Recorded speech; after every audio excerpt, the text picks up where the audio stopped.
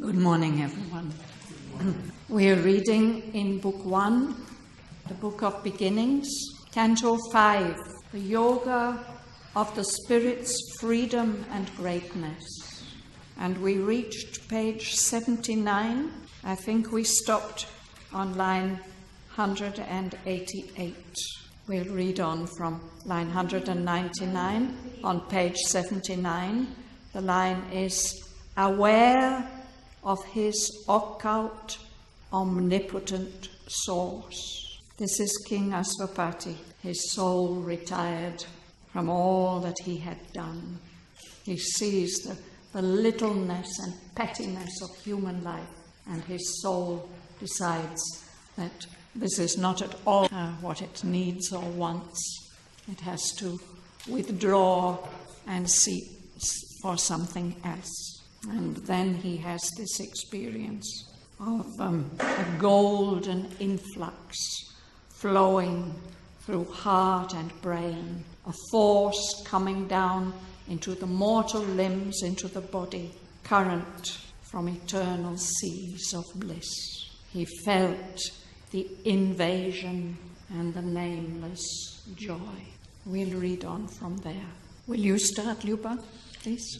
Aware of his occult, omnipotent source, allured by the omniscient ecstasy, a living center of the illimitable, widened to equate with the world's circumference, he turned to his immense spiritual faith, abandoned on a canvas of torn air, a picture lost in far and fading streaks.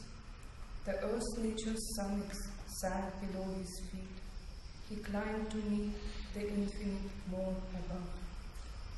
The Immobile's ocean silence saw him pass. An arrow leaping through eternity suddenly shot from the tense bow of time, a ray returning to its parent sun.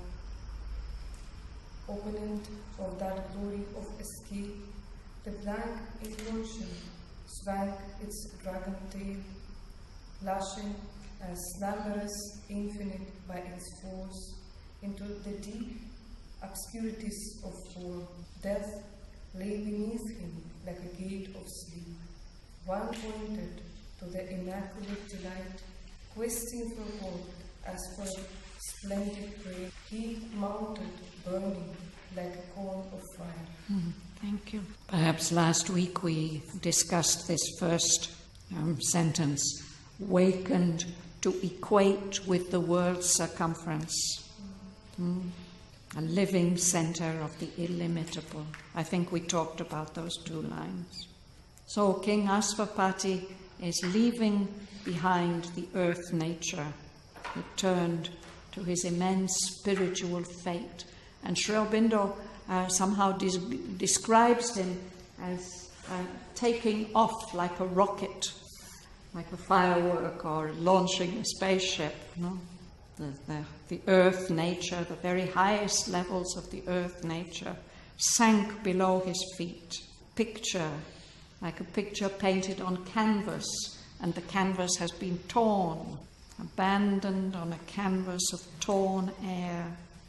A picture lost in far and fading streaks. The earth nature's summits sank below his feet. He climbed to meet the infinite more above, all the higher levels of consciousness above the earth nature. And Sri Aurobindo describes him shooting through eternity, an arrow leaping through eternity, suddenly shot from the tense bow of time, as if he's been let loose suddenly. He is a ray of the Supreme Sun returning to its parent sun. And there's a reaction to that immense release. Opponent of that glory of escape, the black inconscient swung its dragon tail. Several times we come across this description of the dragon of the dark foundations, the dragon of the inconscient. So now it's lashing its tail in fury as King Aswapati takes off. No? And that movement, strong movement of the inconscient, lashes a slumbrous infinite, the lower infinite, which is in a state of trance or sleep. And with this movement of the dragon's tail, it gets lashed into the deep obscurities of form. Things happen in matter at that moment. And he sees death, the state of mortality, lying beneath him like a gate of sleep. And he is one-pointed to that immaculate delight, that pure divine delight which he has perceived. He's questing like a hunting dog, but he's pointed exactly at his target, questing for God as for a splendid prey. He mounted, burning like a cone of fire. So Mother has asked who to make a painting like a cone of fire shooting off through space. That is King Aswapati. Now Sri Aurobindo will make a more general statement. Yes? Does this mean that when he's going his ascent, the dark forces got awakened? Things got stirred up on as a reaction of his going to the light? Yes. So when this comes to the matter, it makes darkness in the matter. This is what it Yes. means. Something in matter gets moved and affected. It was immobile and asleep, but through this there's some movement. Sri Aurobindo doesn't tell us exactly what the effects of that movement are, but he speaks of new forms being created or emerging. Shall we go on? Yeah.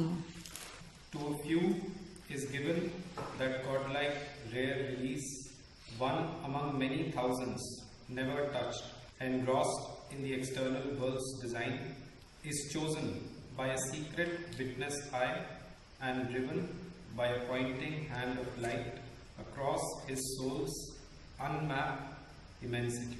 A pilgrim of the everlasting truth, our measures cannot hold his measureless mind. He has turned from the voices of the narrow realm and left the little lane of human time. In the hushed precincts of a vaster plan, he treads the vestibules of the unseen, or listens, following a bodiless guide to a lonely cry in boundless vacancy. Thank you. Anybody would like to ask anything? So this is not only King Aswapati. This can happen to other beings. Only a very few of them. But it can happen, that godlike, rare release from human limitations is given to one among many thousands never touched. All those many thousands who are engrossed, fully focused on the external world's design.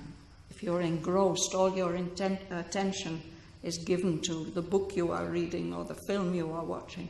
You're not aware of anything else. No. But one among many thousands is chosen.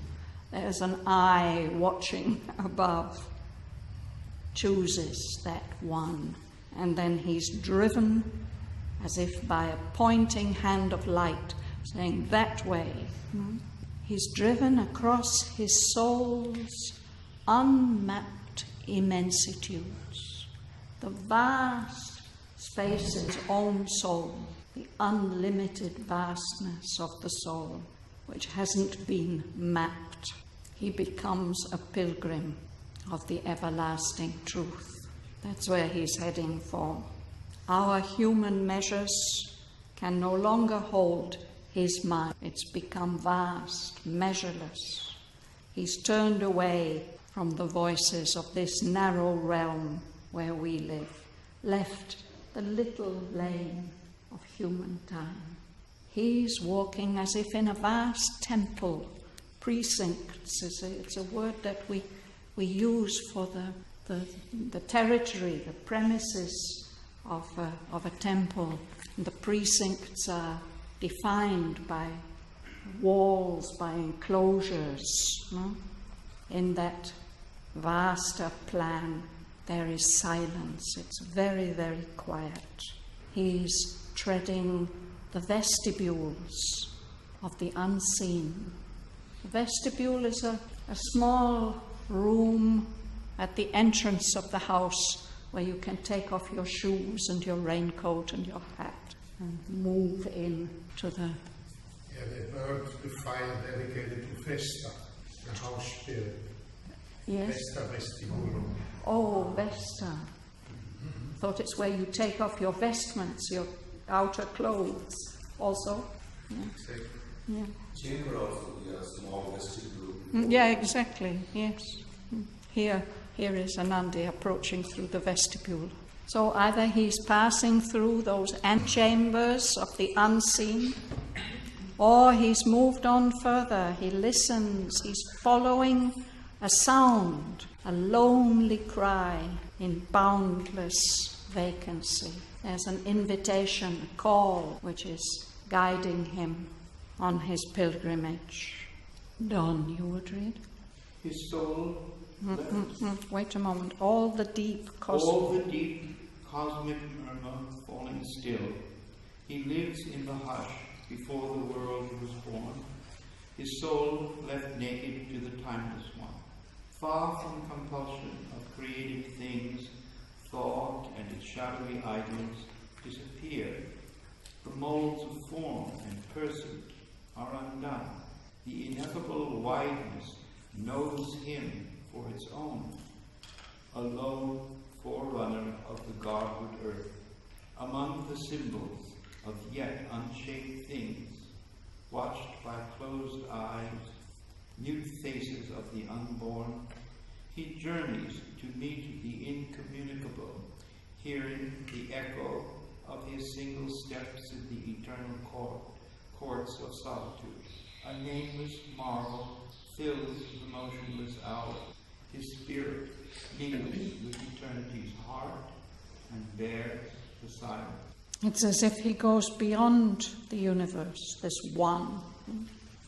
He can no longer hear that deep cosmic murmur, all the movement of the universe. He lives in the hush, in the silence, before the world was born. It's beyond our time and space. And his soul has no covering. It's fully exposed to the timeless one. He's moved very far from the compulsion of created things, all the laws of nature, all the laws of consequence, thought and its shadowy idols disappear. All the forms, molds of form and person, they're all dissolved. The ineffable wideness knows him for its own. He belongs to that vastness beyond the universe, the manifested universe. And Sri Aurobindo describes him as a forerunner. He's taking a path that others will follow. A lone forerunner of our earth, which is moving towards its divine fulfillment. So he's moving through symbols of yet unshaped things that have not yet manifested. He's being watched as he moves by the closed eyes and silent faces of the unborn beings who have not yet taken form. He's journeying to meet the incommunicable, about whom nothing can be shared or said. He hears the echo of his own step in those eternal courts of solitude. A nameless marvel fills the motionless hours. There seems to be some time, but it doesn't move. His spirit mingles with eternity's heart and bears the silence of the infinite. That is a general description. These experiences will meet any of those few who are chosen to undertake this pilgrimage. Shraddhavan, I have a question, I think a general question. I have a question, I think a general question. It's about line 210, and what's coming after that. Too few is giving that godlike rare release.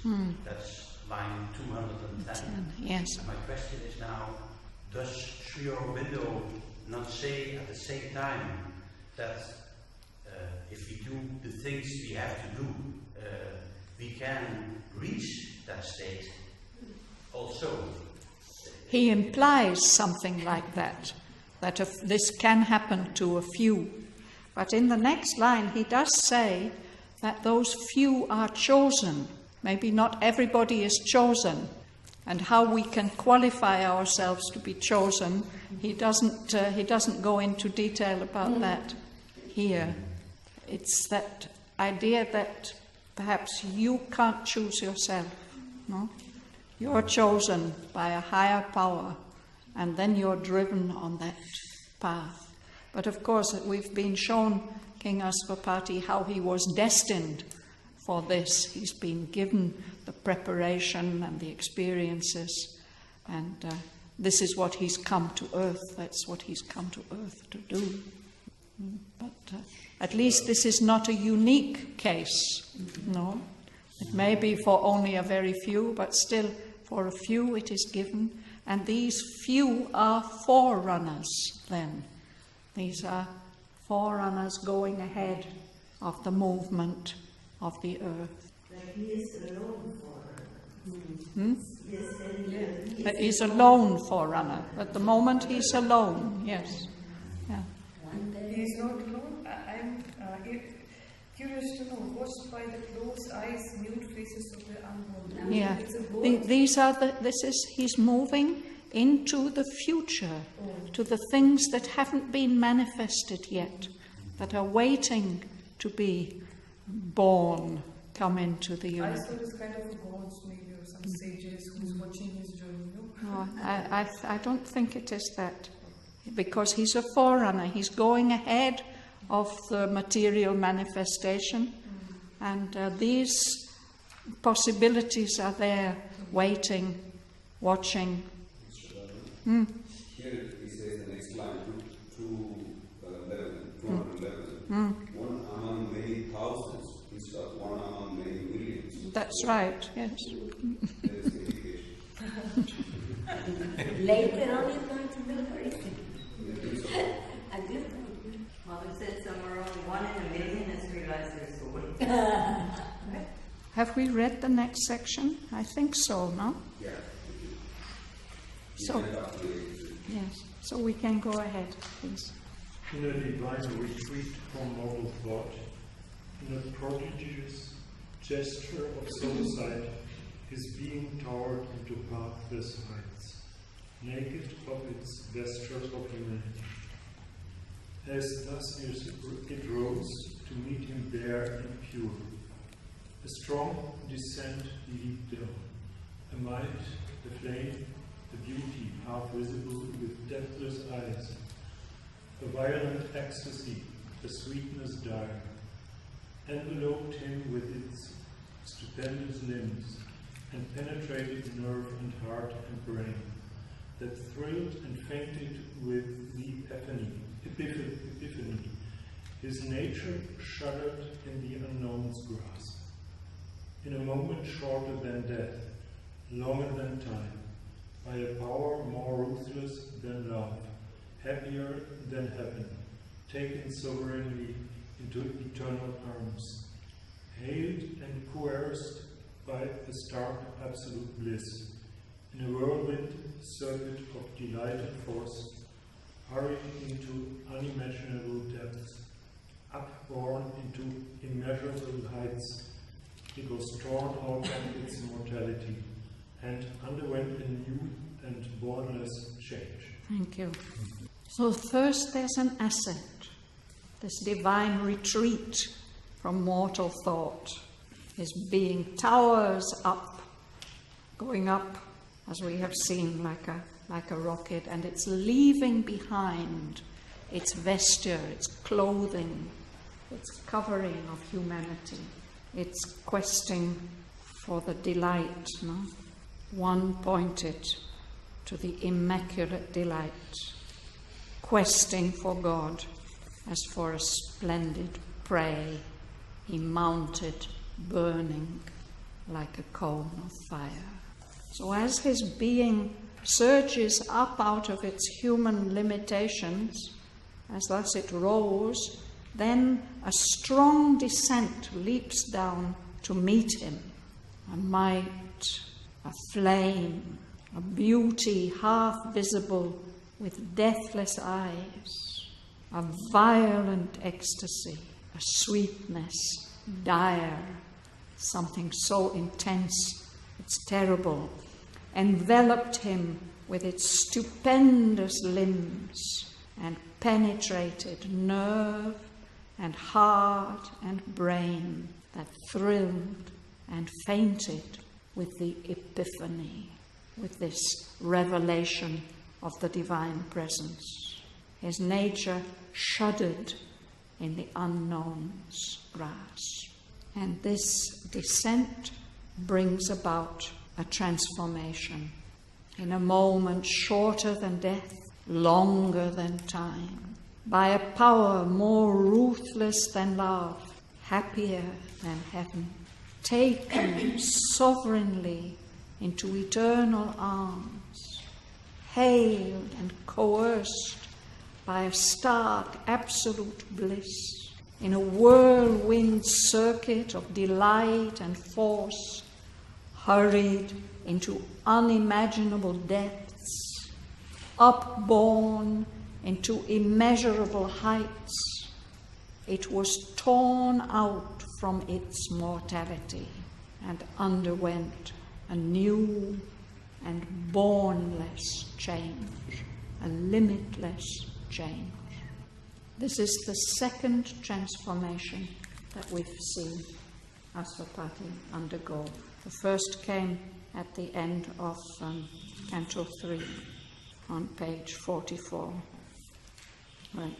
It's described on page 43 at the bottom, and on page 44 we see, thus came his soul's release from ignorance, his mind and body's first spiritual change.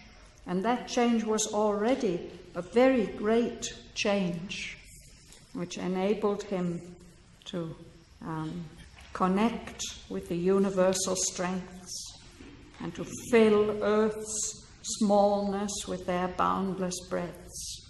He could draw the energies that transmute an age.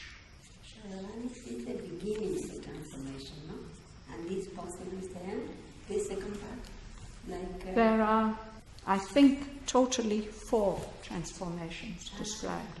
In Aurobindo'S yoga, he speaks about 3. Yeah. And we will see those 3 very clearly in the case of Savitri. But it's interesting to see also the transformations that Asvapati undergoes. And each time we see that it is not he who transforms himself. He is transformed. So this here, a great presence. It's not named. We are not told who is this beauty, dire, sweetness, dire, this might, this flame. Yeah, but that presence takes him, coerces him, takes him by force. It's very strong. It's extremely strong, yes. It's almost unbearable. Yeah, that's what it feels like. It's torn out from its mortality, its human state, subject to death and ignorance. Windows uses such adjectives here. What is the power that's more ruthless than Exactly. love? Same question. Well, as I was just saying, Aurobindo hasn't named it, so I'm not going to name it. No. We can focus on that, and as we go through the poem, we can maybe get an idea what kind of label we might put on it. But for now, I think I won't do that. It's always the opposite, because happier than heaven. Yeah. It's like always fantastic. Ruthless means it has no pity, is it? And love power, it is like something ruthless in love. It is. Yeah. Yes, love can just seize hold of you, and it's quite pitiless, no? It doesn't leave you much choice. It is a strange word, though, to use in this context, kind of. Yeah, well, I think what he's doing is emphasizing the extremes and the intensities of this experience. Because ruthless is associated with cruelty. Yes. Ruthless Ruthless means with doing pitiless. something selfish that must be done for your own sake. It's a very negative word. So we'll see Aurobindo doing this throughout the poem, taking words which for us are negative and giving them a different turn. It's a strong kind of impact. Yes. No, it gives like I think this word is correct. Surely. Yeah, I know what he's talking about. You know what This is something that makes it complicated. Somebody's speaking, don't I'm so sorry. Yes. Oh, No. no, I think this is correct, because when the power stops and all this taking you and you really think you're dying, maybe you it's think a what's going on love. with me? This is not anymore love, what is love? Because it breaks you out of the whole thing. This is correct, this is absolutely correct. It always is. He uses the inevitable word. Yeah. Throughout these 24,000 lines, he has paid great attention. That was his effort, writing and rewriting again and again and again, always to find, he called it the inevitable word, the one word that really expresses it. Even if to us it seems difficult to understand, well, that's a challenge to our understanding, isn't it? What did you want to say, Don? Well, this dictionary describes ruthless as we know it, without compassion, pity, or sorrow. Yes. It may be the power of transformation. Unforgettable. What I feel with ruthless is love, is divine grace. Divine grace Doesn't allow you any alternatives. for your good sake, that you personally can interpret it as very negative, but it's for your best. In that case, ruthless. It doesn't consider your desire. It's the divine that you are taking to. In that sense, and the divine loves you, so the grace is much stronger. It's equivalent to the sincerity of your aspiration. You can and he's taken by that, I think. In Greek mythology, there are stories, no, of the gods coming down and just getting hold of people and carrying them off. It's as a rape. It's called the rape of Ganymede or of somebody else. No, they have no choice. They're just carried away. But in a way, as Duan says, it is the grace to be seized and carried off, raped into rapture by the divine.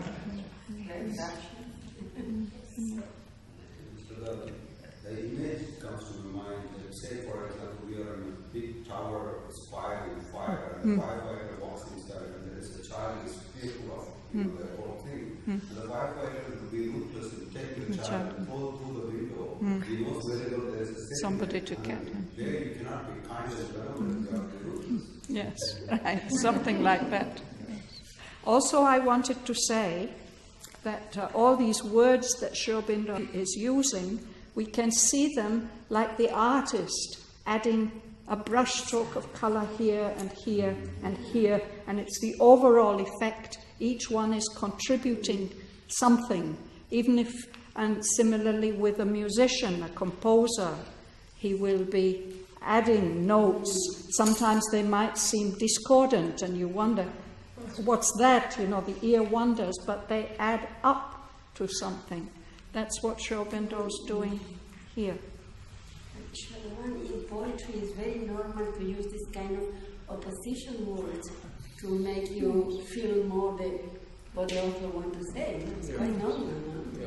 And Aurobindo does that a lot, because he says, thought buffeted awakes and grows created. Sorry? Exuberance, which is the worst like ruthless, the sweet diet. These are, well, they're all adjectives. Did you want to say oxymoron? Yes, yes. Apparently contradictory, paradoxical. But in fact, it's just widening our minds and our appreciation to see that these opposites can enhance each other. Yes, exactly. Yes, right. So the result of all that is a new and bornless change in Asvapati's nature, not just in his consciousness, in his nature. This is a transformation, a realization. Shall we read on? Would you read, please? An omniscient knowing without sight or thought, an indecipherable omnipotence, a mystic form that could contain the worlds, yet make one human breast its passionate shrine, drew him out of his seeking loneliness into the magnitudes of God's embrace. I annuls the hours, abolishing the agent and the act. So now his spirit shone out wide, blank, pure.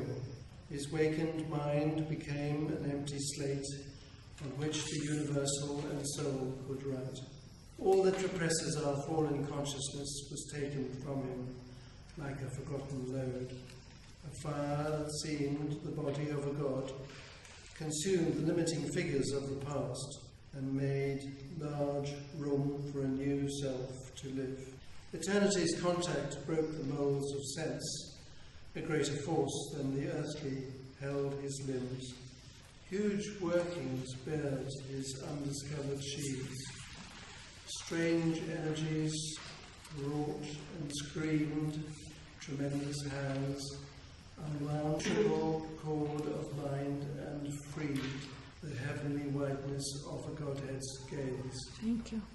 This being, this might and flame and beauty and ecstasy and sweetness, this is personal. It's omniscient and it's omnipotent, but it does have a form, a mystic form that could contain the worlds, and yet it could also inhabit, it could make one human breast its passionate shrine. Personal presence, not purely impersonal. And this drew him out of this seeking loneliness, this state that he has been in, all alone, lone forerunner of the Godward earth. He's welcomed by this embrace of the divine. And then the effect of that experience is described. What does soul mean in line 271? Universal and soul could write. Well, the one is the soul, the one without a second. But that one, that transcendent one, is also the cosmic spirit, the universal, and he's also the individual soul. But here it is that the transcendent one and the universal spirit can write things on that empty slate of Asvapati's consciousness. I think this word represses that comes in the next line, it also came at the end of Canto 3.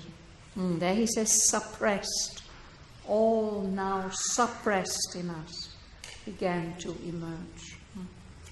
So here it is that everything that represses our fallen consciousness is just taken away from him like a forgotten load, a load falling off, and it's just gone. It seems perfectly natural that it should be gone. And then there's this fire, this Agni force, seeing the body of a god, it just burns up all the limiting figures of the past and makes a lot of room, a large room, for a new self to live. All the old limitations and habits and things that we're attached to. Contact with eternity, with the transcendent, broke the molds of sense.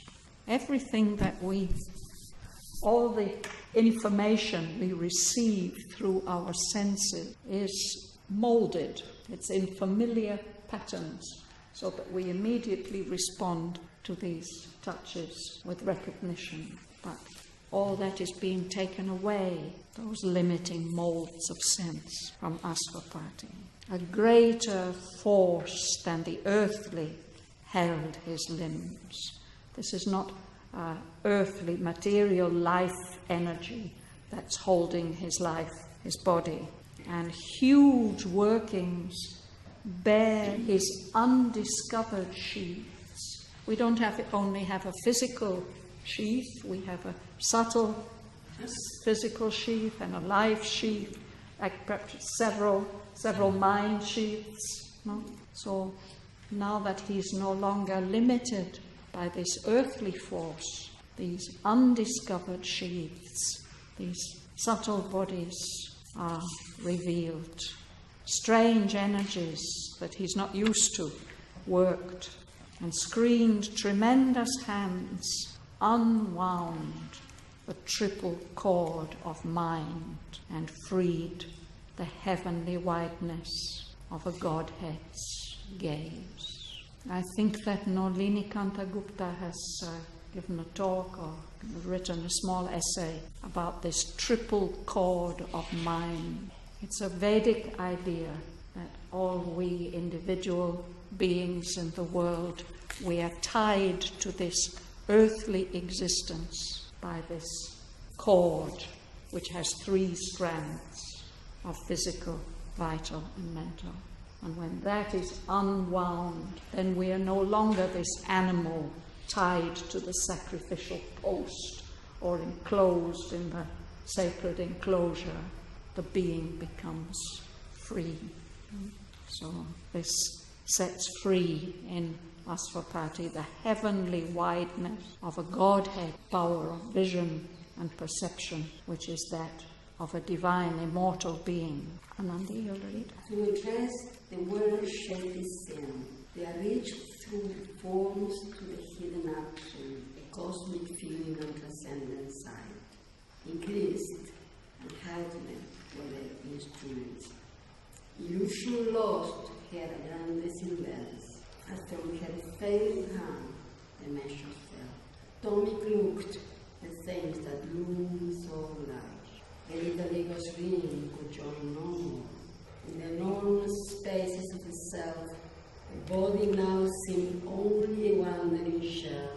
His mind, in many frescoes, out a card of an imperishable inhabitant. His spirit breathed a superhuman air. Thank you. Stop there, please. Yes. So with this heavenly wideness of a Godhead's gaze, it's as if he can look through the surface, the form, and see the inhabitant who is wearing this form, a different kind of sense, cosmic feeling, a transcendent sight, can perceive the wearer's form, the hidden absolute. And all the instruments of the being are given greater power and intensity. They're increased and they are heightened. They're made more sensitive, given a greater intensity. Power of illusion lost its aggrandizing lens. She has a magnifying glass. She makes little things seem very big and important.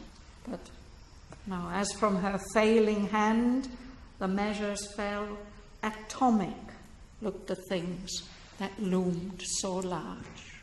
This happens to us often, no? Small details seem incredibly important and troublesome.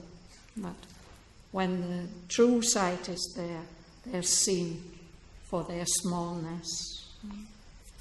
So this limiting ring of the ego, which is so important to us up to this stage in our development, now it's opened.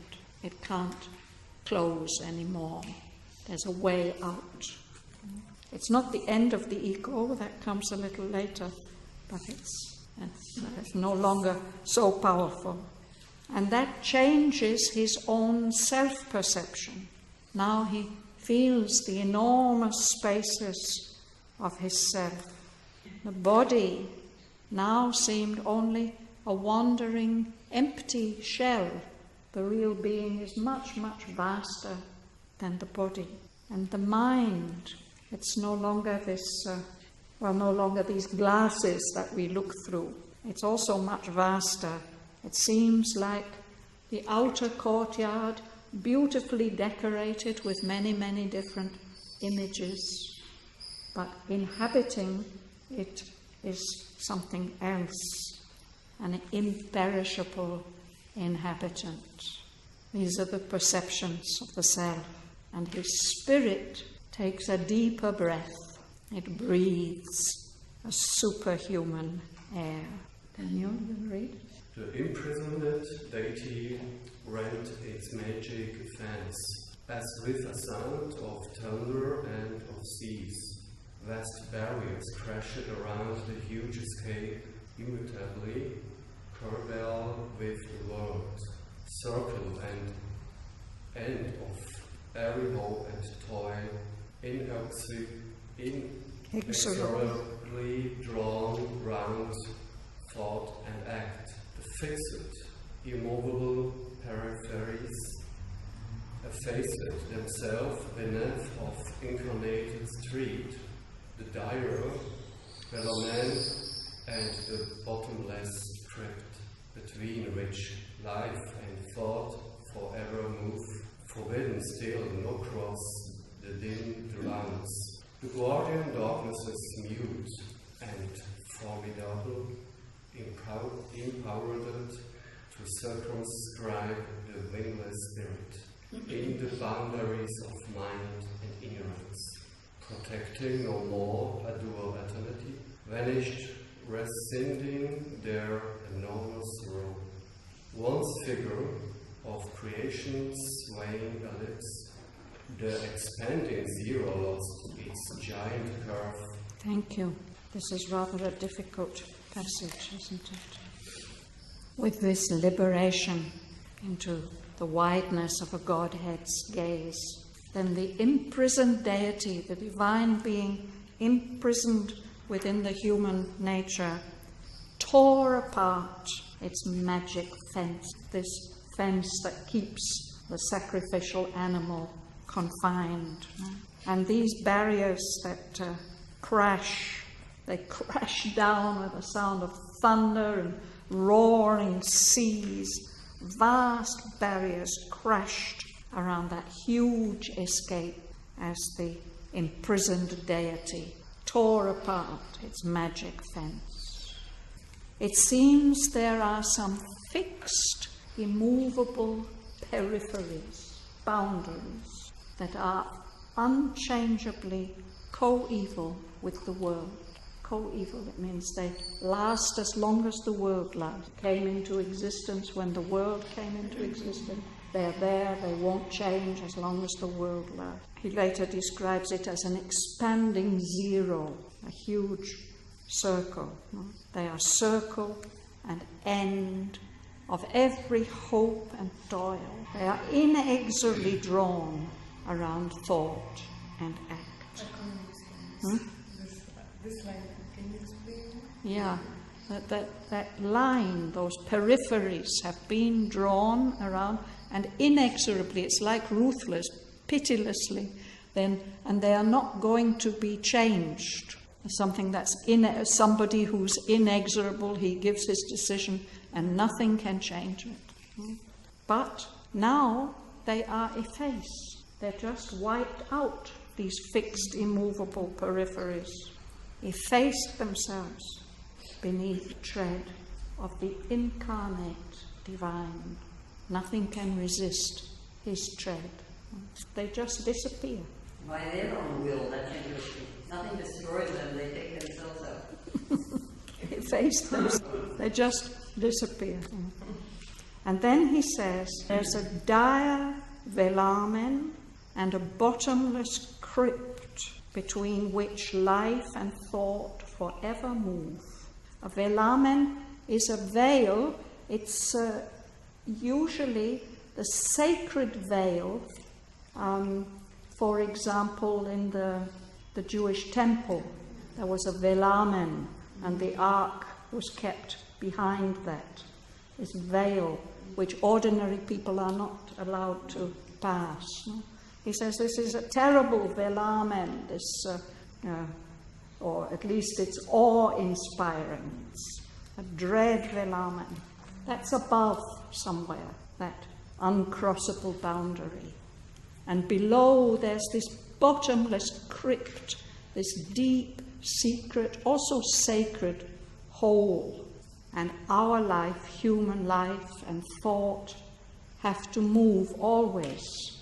They can't cross that velamen, they can't go into the crypt, because life and thought are forbidden still to cross those dim, dread bounds. These are guardian darknesses. They're silent, they're formidable, they're powerful, and they are empowered to circumscribe, to keep a limit drawn around the wingless spirit in the boundaries of mind and ignorance. But now, when the deity rends its fence, then all these powers and darknesses no longer can protect this dual eternity, this eternal dualities. They just vanish, rescinding, giving up their enormous roles, so that this expanding zero, which was once the image or the figure, the boundary of this vain, futile ellipse of the creation, it also vanishes, it loses its giant curve. The rules change completely when the imprisoned deity escapes from its magic fence. The old adamantine vetoes stood no more. Overpowered were earth and nature's obsolete rule. The python coils of the restricting law could not restrain the swift arisen God. Abolished were the scripts of destiny. There was no small death-hunted creature more, no fragile form of being to preserve from an all-swallowing immensity. The great hammer beats of a pent-up world heart burst open the narrow dams that keep us safe against the forces of the universe. The soul and cosmos faced as equal powers. A boundless being in a measureless time invaded nature with the infinite. He saw unpathed, unwalled, his titan scope. On page 18, Aurobindo describes our world. A jail is this immense material world. Across each road stands armed a stone-eyed law. At every gate, the huge, dim sentinels pace. A grey tribunal of the ignorance, an inquisition of the priests of night in judgment sit on the adventurer soul, and the dual tables and the karmic norm restrain the titan in us and the god. Pain with its lash, joy with its silver bride, guard the wheels circling immobility. A bond is put on the high-climbing mind, a seal on the too large, wide-open heart.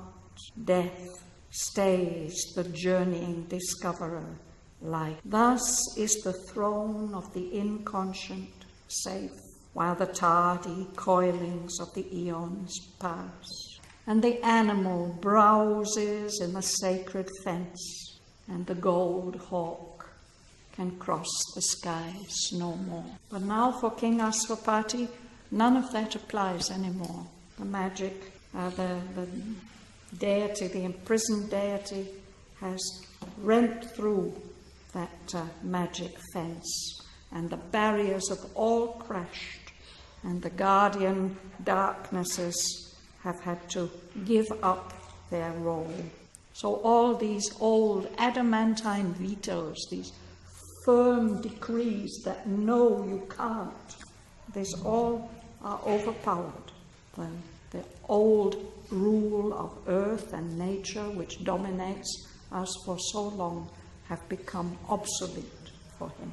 And that those, he says, are like the coils of a python, a very big, constricting snake. It holds you tight, crushes you. But those python coils, they can't restrain that swift arisen God, the divine power that has broken out of all the limitations. And so all his personal limitations also disappear. There was no small, death-hunted creature anymore. No little, small, human, egoistic being. No fragile form of being to preserve from an all-swallowing immensity. There's something in us that fears that all-swallowing immensity of the universe, no? And the feeling that, what will happen if the walls break in? Well, what will happen is that the divine being will just fly free above all the crashing barriers. He experiences it like a huge heart that's been pent up, compressed. Now it's beating so powerfully that it bursts open all these narrow little dams that keep us safe against the forces of the universe. So the soul, the individual soul, can face the universe as equal powers. He experiences himself as a boundless being, inhabiting a measureless time. He can bring the infinite into nature, so he sees all his immense possibilities. Unpathed, there's no prescribed way, there's no walls, there's no barriers. He sees his vast, superhuman scope, range of possibility. This passage reminds me of my getting caught in the rain last night, but I was struggling to go down the road. I thought, wonder if it was the end of me. But all-swallowing immensity. Yeah, and it was, but it's interesting here, see, it's like the beats of the heart are what make you know that you're still there, you're still alive. In the midst of all that, we can keep hold of the heartbeat.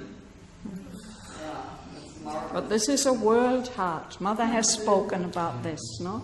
After she had her great experience in April 1962, so these beats of the world heart, so powerful. This is what is keeping everything going. So actually what Sri Aurobindo describes about the guardians of darknesses, etc., it reminds me kind of the occults, or the Greeks. Yes. The powers of the occultic. So there's a strong relation. Yeah, they of course they knew about these things that keep you down. Yeah. If we can realize that what's in us is this one with what's outside, those tremendous forces we also carry inside us. Usually we feel separate from it, no? That's why we get scared when things get wild. I feel also what is described in the last part. It makes so clear why it's needed the restless and love, to set you free. Yeah, to set us free and to experience it. Yes. Yes, right. So we'll read on next time about his Titan scope. What are the new experiences that are awaiting King Aswapati next? we can listen to Mother reading some passages from these sections.